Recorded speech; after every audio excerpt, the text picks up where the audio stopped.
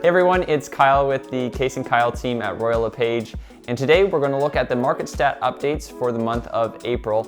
And actually this month rather than comparing it to the year before, we're going to compare it to March. So we're going to see how things are changing month to month. Let's get into the numbers.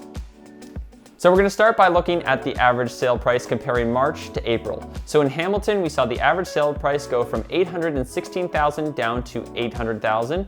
In Burlington, we saw it go from $1,102,000 down to $1,057,000. And in Oakville, we saw it go from $1,636,000 down to $1,593,000. As you can see in the numbers here, that there is a small decrease in all three markets, but this is very common in month-to-month analysis, as there are sometimes some higher priced homes that are sold in one month compared to the next. So this is very normal and the prices are stabilizing. All right, now we're gonna look at the number of new listings that are coming onto the market comparing March to April. So in Hamilton, we saw 1,881 drop down to 1,850. So the Hamilton market is staying relatively stable, as you can see here. And in Burlington, we saw it go from 620 down to 517. And in Oakville, we saw it go from 555 down to 461. So as you can see from all three numbers here, there are two separate markets. Hamilton is still staying consistent with the number of new listings, whereas Oakville and Burlington are starting to slow down. All right, now we're gonna look at the final thing, and that is the number of sales in March compared to April.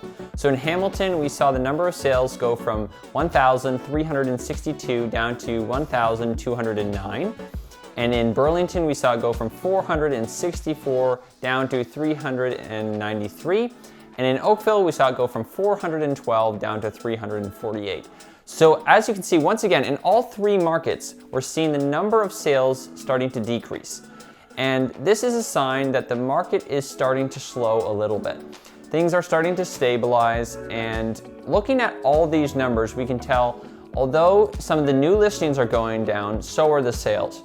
So when we would have seen maybe 7 to 10 offers on a property in previous months, now we might only see 2 or 3.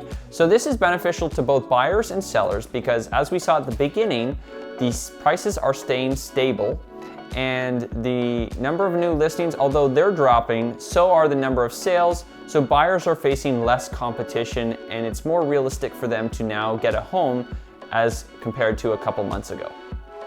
And there's your numbers for the month of April.